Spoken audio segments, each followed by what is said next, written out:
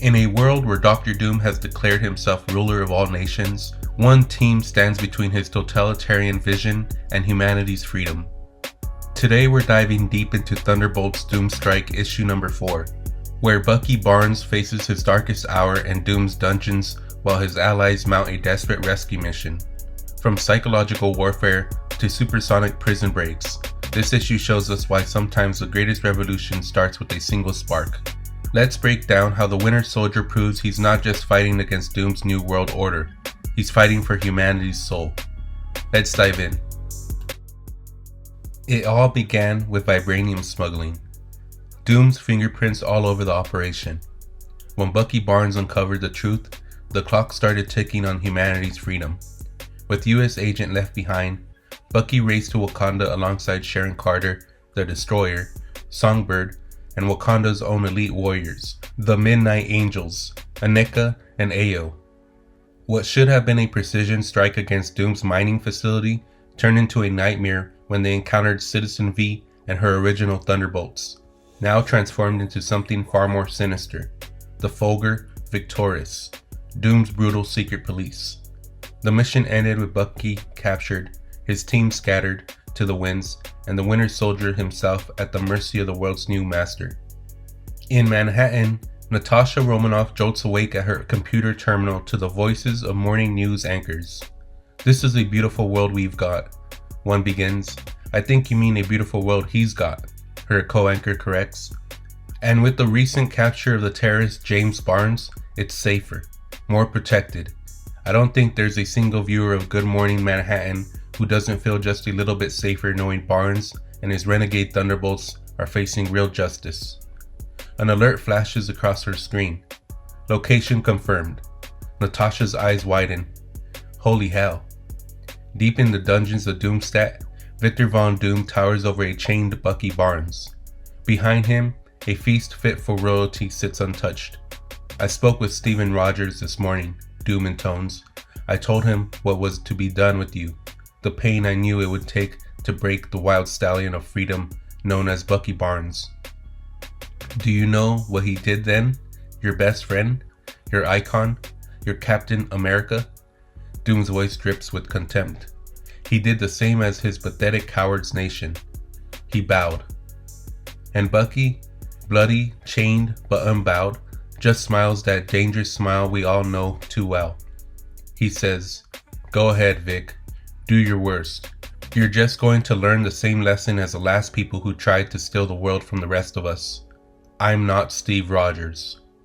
Captain America might stand for the ideal, but Bucky Barnes, he's the man willing to get his hands dirty to protect it. 30,000 feet above the Pacific, aboard Doom's flying prison, the mobile internment center Victoris 7, Sharon Carter and Songbird remain captive, guarded by Doombots.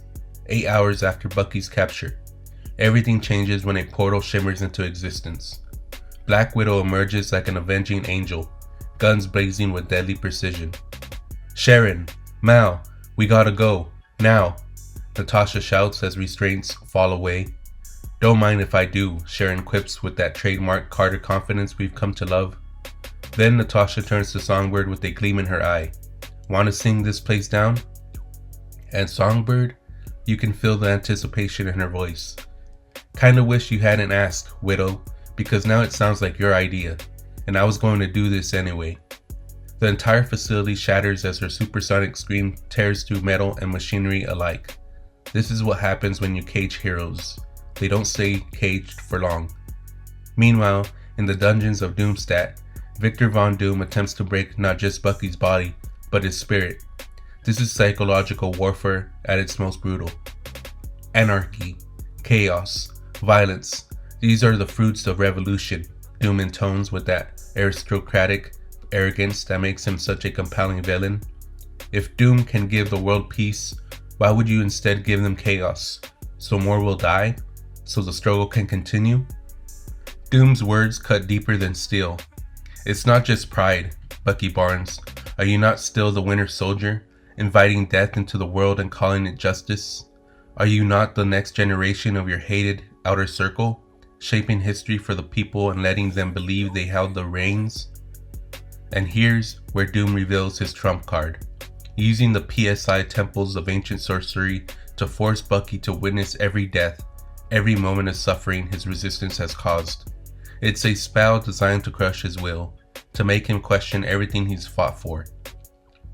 You see it now, don't you? Doom's satisfaction drips from every word. Doom's is the true revolution, and your revolution brings only doom. But what makes Bucky Barnes a hero isn't that he's never questioned himself, it's that he keeps fighting despite those questions. As Doom tortures Bucky, Black Widow moves across the globe, assembling the forces of resistance. At a sun-baked trailer park 98 miles from what was once the Texas-Mexico border, she approaches a boy working on a motorcycle. "I'm looking to recruit," she tells him. "I'm 12, ma'am," the boy responds. A hint of amusement crosses her face. "Not you, kid. Though, keep at it. Maybe someday. You never know." Her expression turns serious. "I'm looking for the owner of this bike. He around? When I finish the repairs, he'll come back." She passes him a card. "And you'll give him this card for me. First thing." "Sure, lady. Sure." In Doomstat's dungeons, Bucky's screams echo through the stone corridors as Doom's magic pierces his mind. "Would you like the pain to stop?" Doom's voice carries false mercy. "Would you like to feast with Doom in the light of objective truth? Then say it. You only fight my role because you fear a world where you have nothing to fight at all." Doom circles his prisoner like a predator. The other heroes, they are fanaticists. They believe in a world that cannot be, where freedom and peace walk blithely in hand, building statues of heroes who banished war and famine and pain. But you know the truth. Heroes cannot banish those things. Theirs is a battle world, one to which he feels obligated. His voice drops to a whisper. "Doom knows your heart, Bucky Barnes.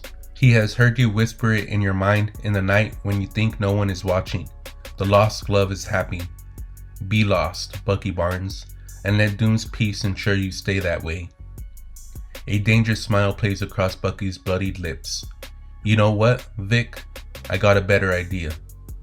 Magic crackles through the air as Doom lashes out. "Barnes, you fool. You think I will allow you to die before you've broken? A fantasy." Bucky laughs through the pain. "Your logic's got a pretty big flaw, and you can't even see it. Because you could save the world 1,000 times, Vic, and you'd still be damning it to hell, because we'd still be stuck putting up with you." In Wakanda, now another province of Doom's empire, the Midnight Angels fight a desperate last stand. Aneka bleeds through her armor as Ayo pleads with her to run. "Let them come," Aneka declares with unshakable resolve. "We have stood against the Black Panther. What are some flimsy machines to the Midnight Angels?" Their exchange reveals everything about these warriors. "You still bear scars from the last machine we faced," Ayo argues, desperation in her voice, and Aneka's response, pure Wakandan pride. "Do you know me so little, beloved? To shame myself is not in my nature." A familiar voice cuts through the chaos. "That's exactly what I was hoping you would say." Two machines fall in quick succession as Black Widow emerges from the shadows. "Hello, ladies. I hope I didn't just ruin your fun." "There is no fun in being hunted while your loved one bleeds to death," Ayo snaps. Aneka waves off the concern. "Forgive Ayo. She has the drama.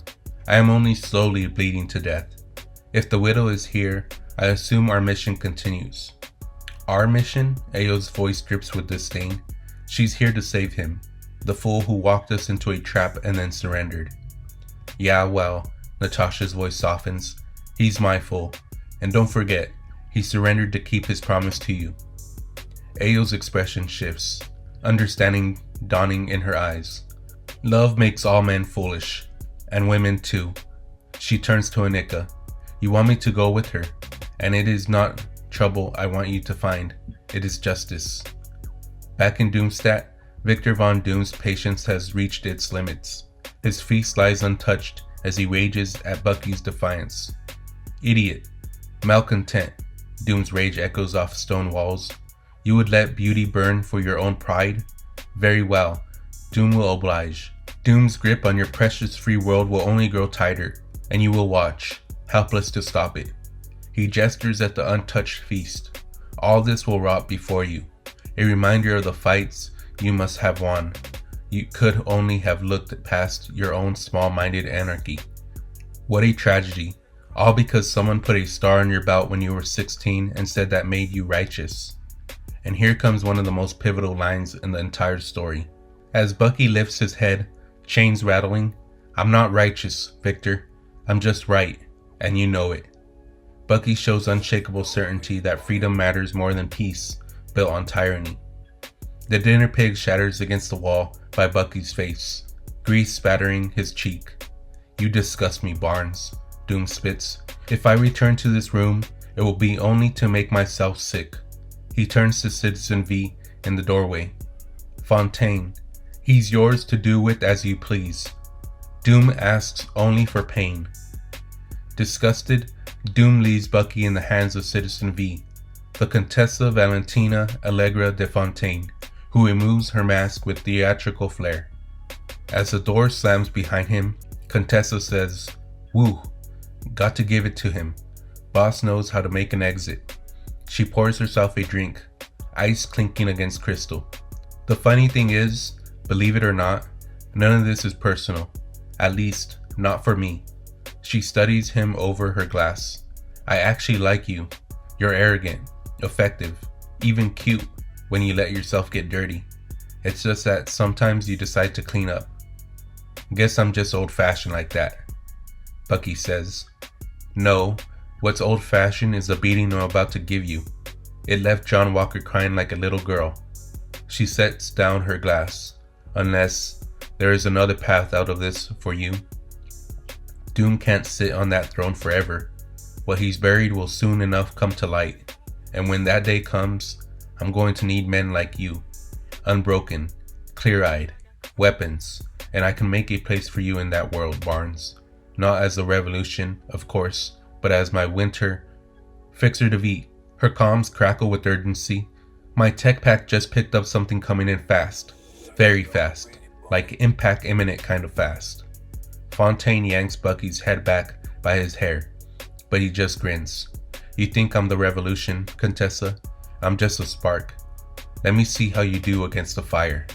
The wall explodes inward with the force of righteous fury.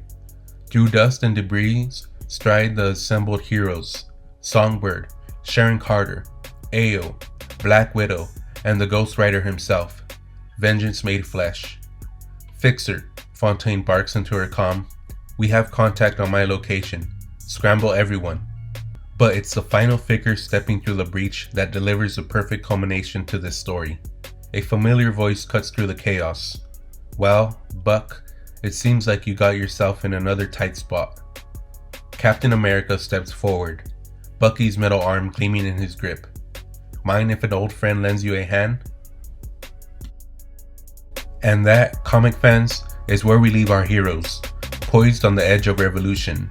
Dr. Doom may have conquered the world, but as long as there are those willing to fight for freedom, led by a man who knows the cost of tyranny better than anyone, hope remains. Because this isn't just about superheroes versus supervillains anymore. This is about the fundamental question that has driven Marvel storytelling since the beginning. What price are we willing to pay for freedom? And what happens when a government, even one promising peace and prosperity, crosses the line into tyranny? Bucky Barnes and his Thunderbolts made their choice, and soon Doom will learn what happens when you push heroes to their breaking point. Let me know in the comments what you think about this storyline. Do you believe Doom's perfect world offers something worth considering, or are you firmly on the side of Barnes and his revolution? And most importantly, who else do you think might join this resistant movement as it grows? This is the kind of storytelling that reminds me why I love comics. Complex moral questions wrapped in high-stakes action with characters we've grown to care about over decades. And if you enjoyed this breakdown, don't forget to like, subscribe, and hit that notification bell for more comic storytelling. Thank you for watching. Until next time, peace.